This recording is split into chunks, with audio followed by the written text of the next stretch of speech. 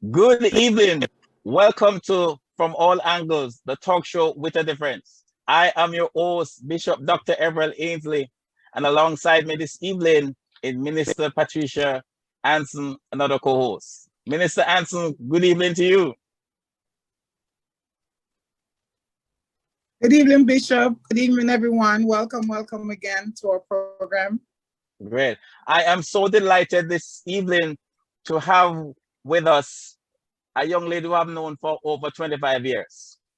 But she has a story that I believe that you all need to hear. She was diagnosed with a high disease some time ago, and this has been affecting her greatly. So she's here with us this evening to share her story. Alicia Robinson, good evening to you. Good evening, good evening, good evening. Yeah, okay, good evening, good evening. Welcome, Alicia. Nice to have you. Yes, yes. Amen. Bishop is only 25 years for you, but it's all her life for me. I know. So it's a pleasure to have you, right? Have you on the show.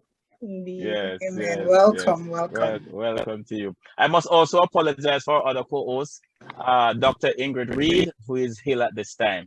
So let's move into our guest again. Can you just tell us the name of the disease? I know it's abbreviation IIH. I don't want to mispronounce it, folks. So I said let she tell us the story on that. Right, so the condition is idiopathic intracranial hypertension, otherwise called procedure tumor cerebri or benign intracranial hypertension. Wow. And that damaged the eye, so you could go blind with it, correct? Yes. Oh, okay. Just briefly give us an idea in terms of what are some of the symptoms that you derive from this disease. Right, some of the symptoms of IIH are headaches, blurred vision, double vision, tinnitus, that's the ringing in the ear, tingling in the hands and the feet. Depression is also a side effect of IIH. Okay. Nausea, vomiting, neck and shoulder pain. Wow. When did you first diagnosed with this disease? I was first diagnosed in June 2021. That's last year. That's last year, yes. Okay. And you have done 2 surgeries since, I understand. Yes, I have. Oh, okay. I mean, I want to switch over to Minister Ans at this point for her to chime in. Minister Ans, you could chime in at this point. Okay. Thank you, Bishop. Alicia, so you've explained a little bit to us, what are some of the symptoms that you have experienced, and you were first diagnosed last year, 2021. But leading up to 2021, did you see any form of signs, or were you experiencing any form of these symptoms prior to 2021? Could you share that journey with us, if so? Yes, I was. So I was always having severe headaches, and I've been going to the doctor. They have been treating me for migraine and sinus.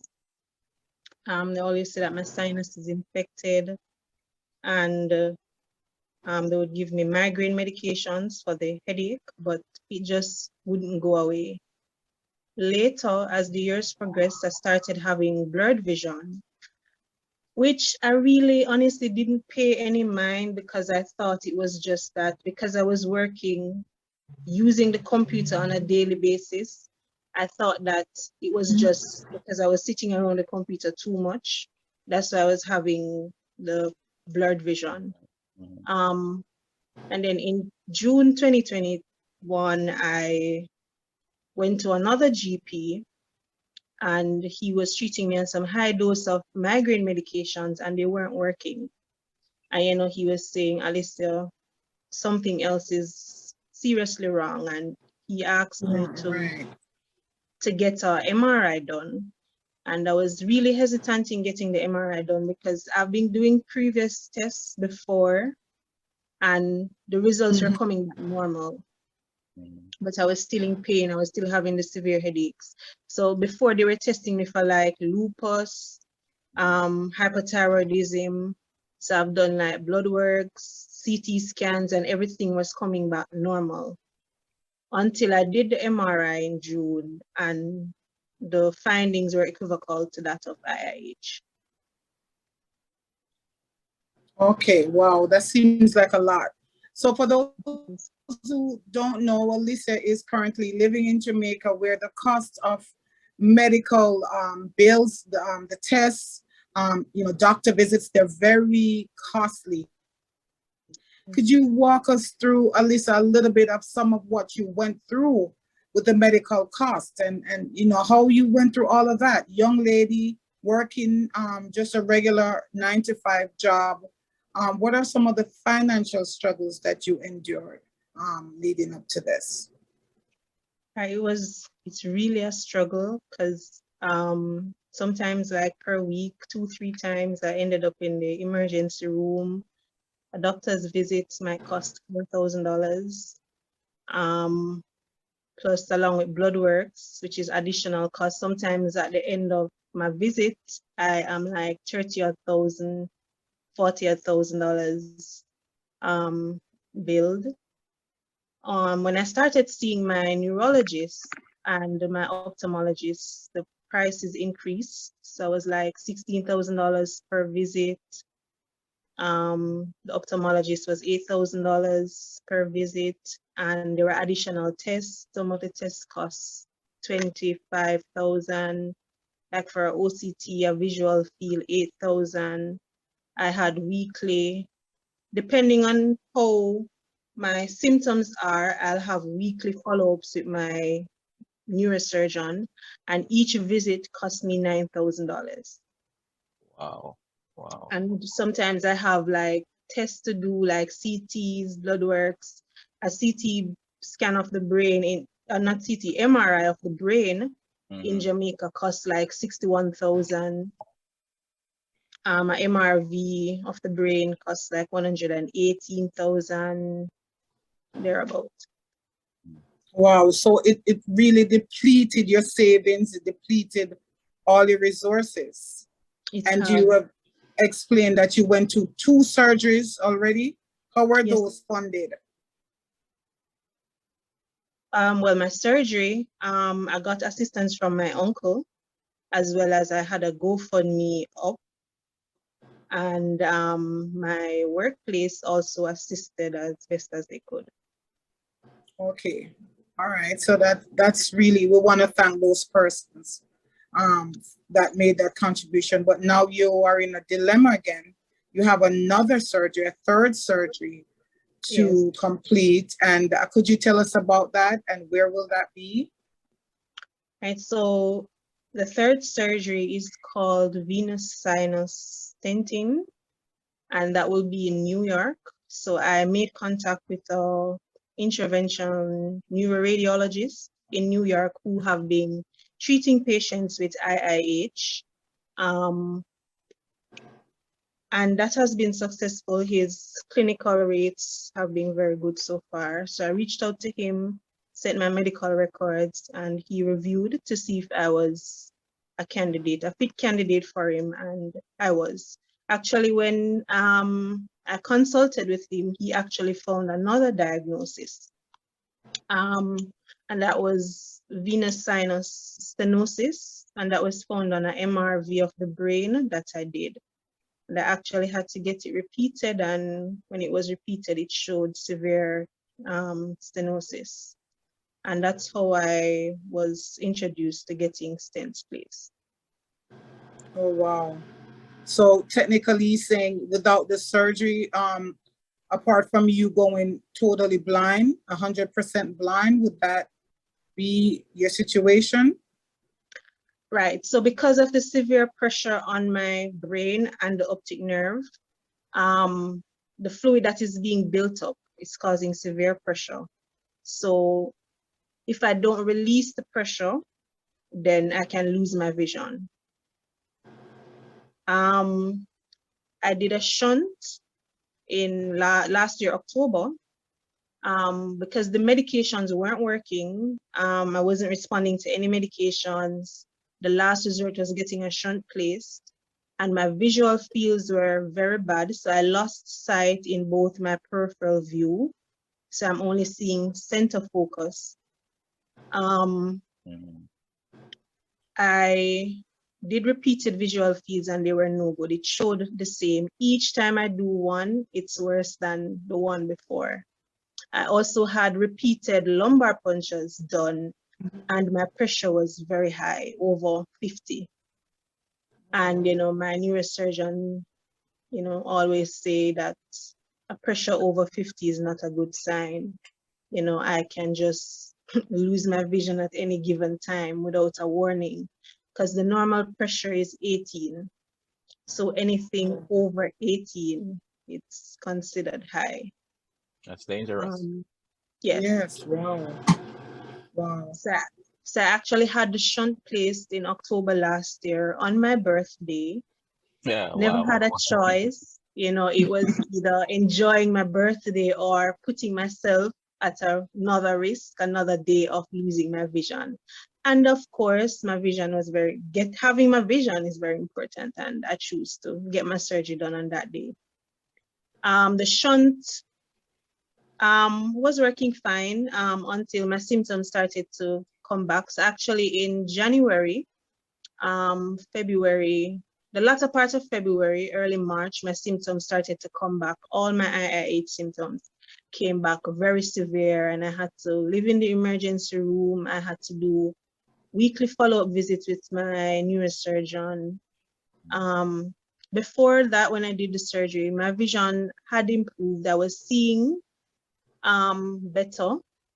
There was a little light, a little brightness that came back. So I knew placing the shunt really had saved my vision from getting any worse than it already was.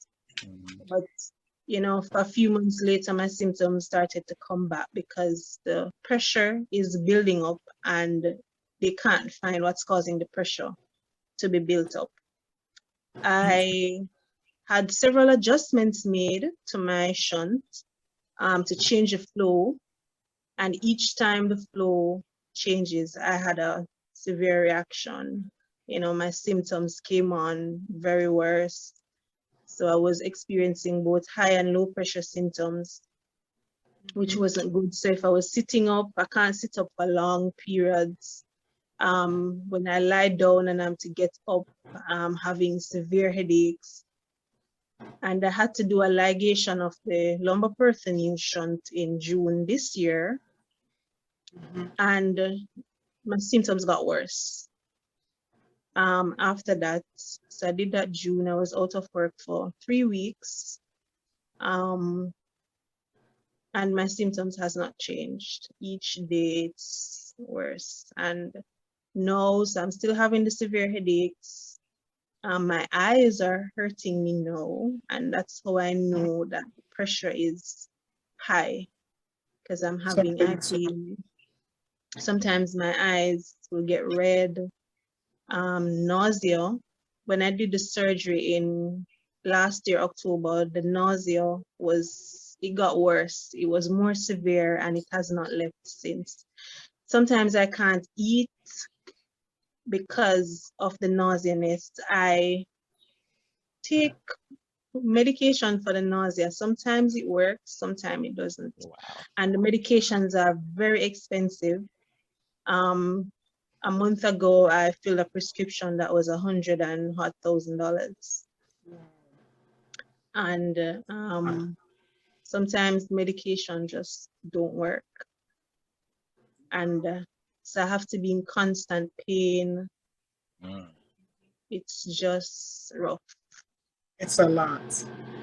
Before I turn back over to Bishop, two things I want to say quickly.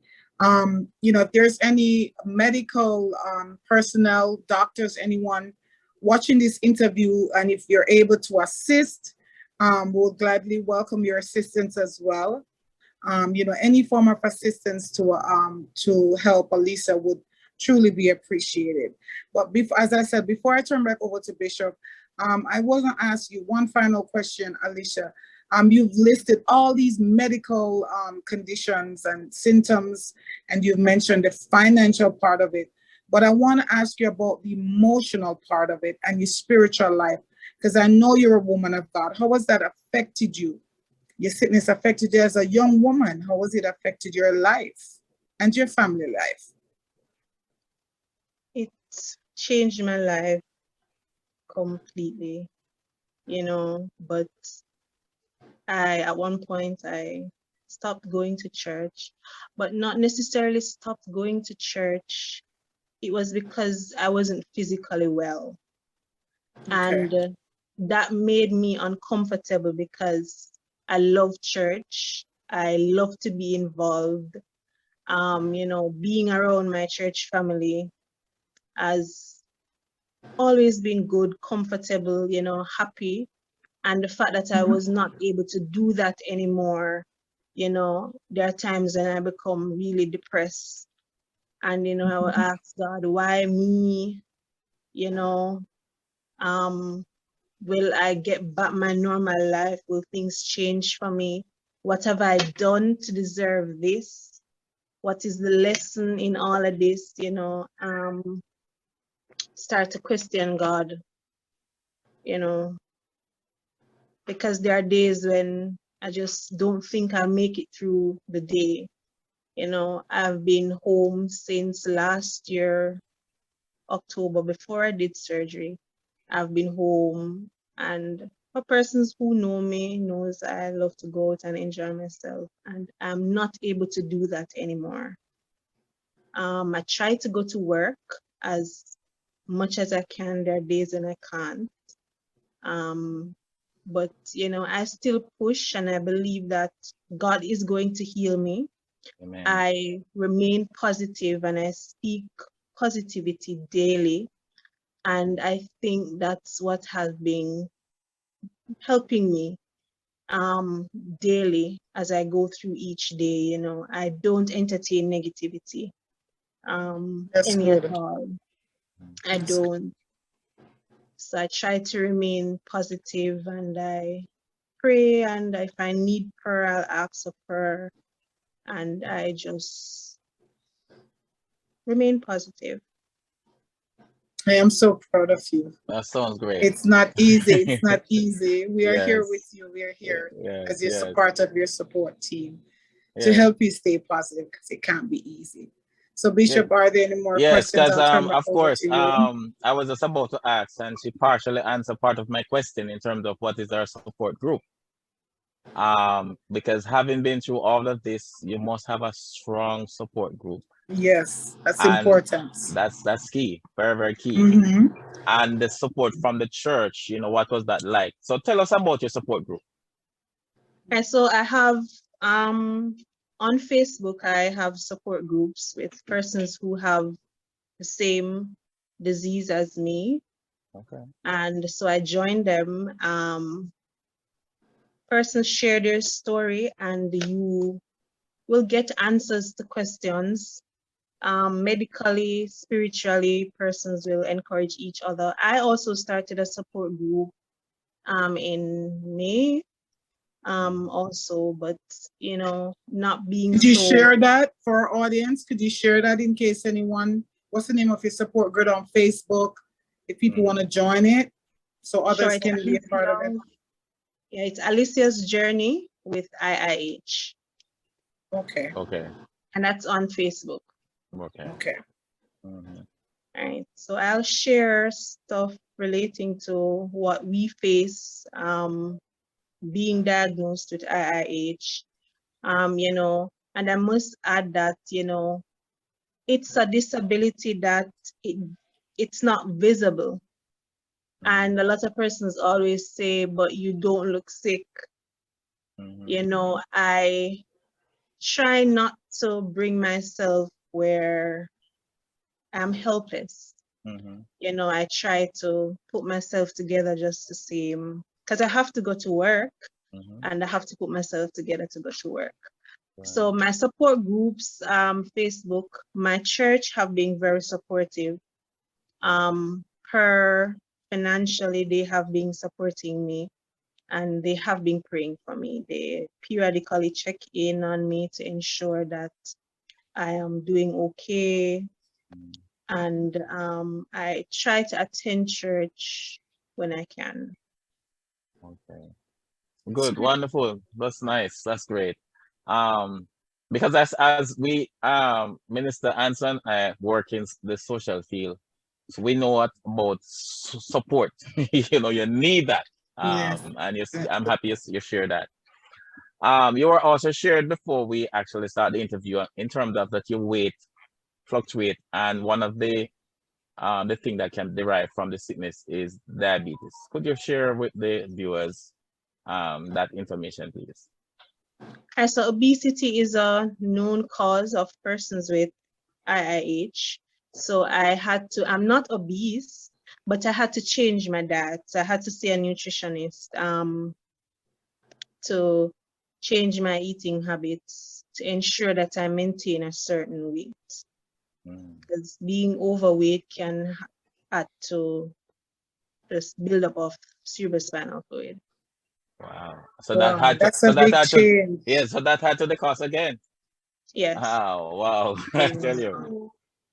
But Bishop, but Alicia, I'm surprised. You're teaching me so much about this sickness, because I've always known it to be very small in size, very petite.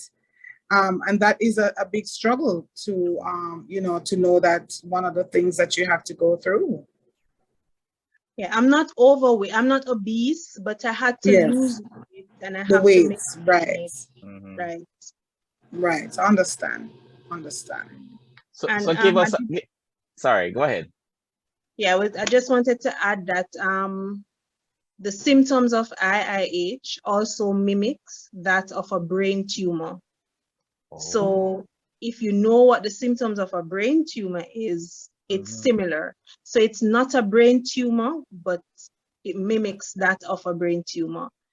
And I can say the pain is not so much of a headache, but that's just the closest thing that we can use to describe what we're feeling.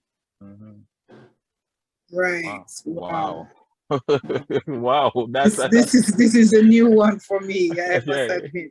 Yeah, It is new for me. This is very, very deep. Yes. My goodness. Wow. A lot. It's a lot. It's a lot. So because let's talk about the awareness of the disease. In Jamaica, there's just a few person, correct? Well, yeah, I have met when I first put my story out last year, quite a few persons, well, maybe like 2 persons reach out to me, sharing their experience with talking to persons who understand what your condition is. It's easier for you. Right. And as I stated earlier, I don't dwell on negativity. Persons will talk, oh, you don't look like anything happened to you, why you can't go there, so why you can't do that. But they couldn't understand. So I try to reach out to persons who understand and we communicate. Right. I mean, Alicia, have you ever feel like giving up? I mean, all of that you have gone through.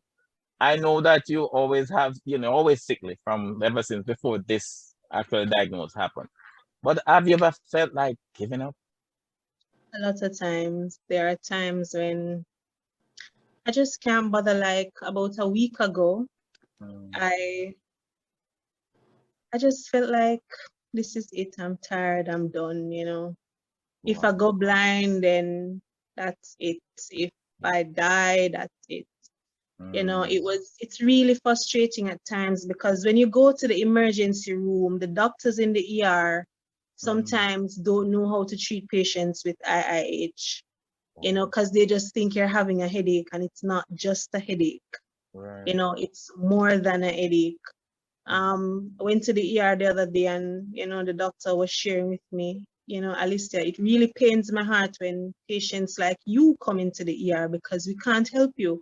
We give you the strongest dose of medication and nothing changed. You get the fluids, nothing changed, you know, you just go back to square one the moment you're off the IV.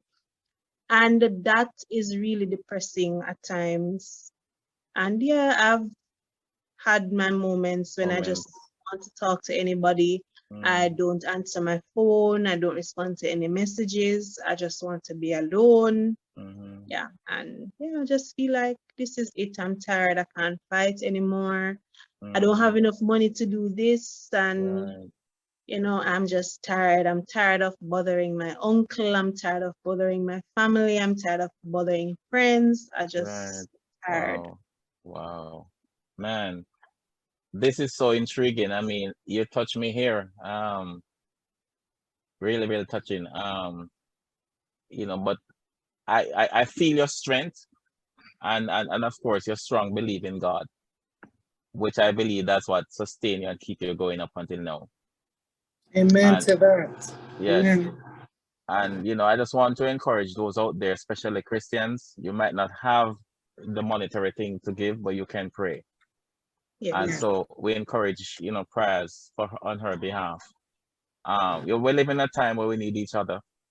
We need the support of each other.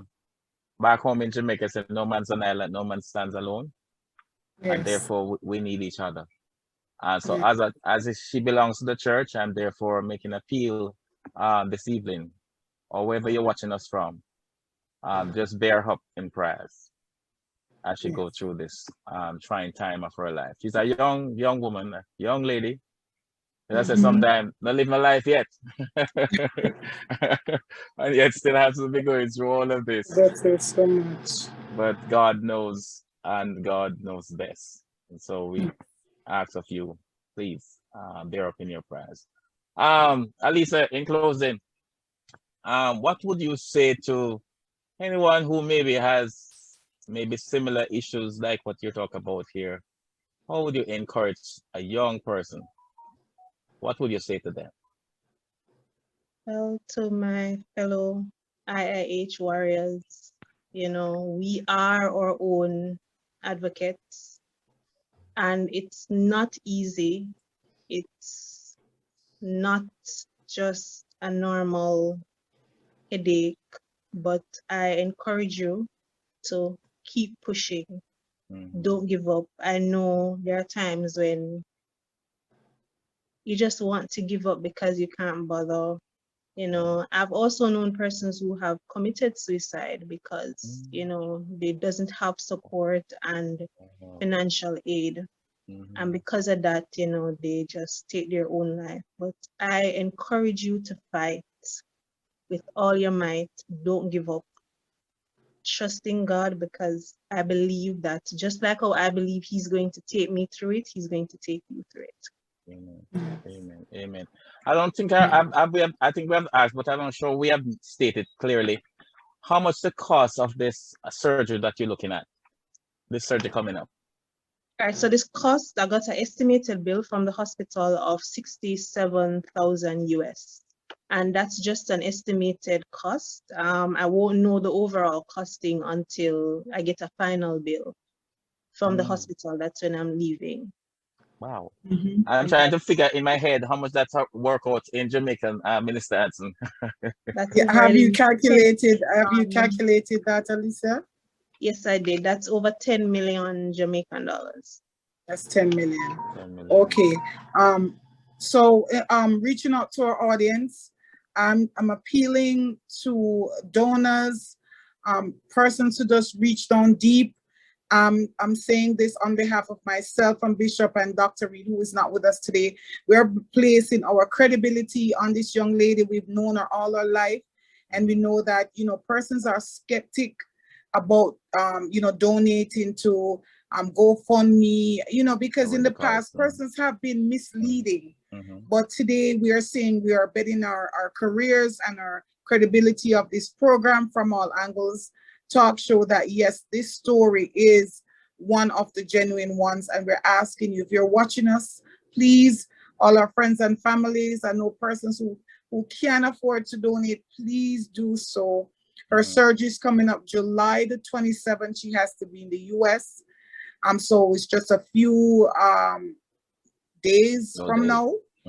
So please, she still has not reached her goal. And at the end of the program, we will post her banking information where you can, you know, make donations to her surgery. Amen. And I know somebody will, persons will, because I know there's still good persons out there. So please, we're appealing to you. We're really, really appealing to you on our special broadcast, highlighting a medical condition, one that's not very common. It's very rare, because before Alicia, I've never heard of it. I've never heard of it. I've never heard so of it. she did, she did inform me of some of the challenges. As we close, Alicia, I know you love teaching. Do you still teach? No, I don't. I stopped teaching since 2017. Okay. So, you know, she was one of our young teachers. So, you know, she loves education. She loves helping little children. You know, these are the young people that we want around, healthy and fit to carry on the work and to do God's work as well. So we're appealing to you.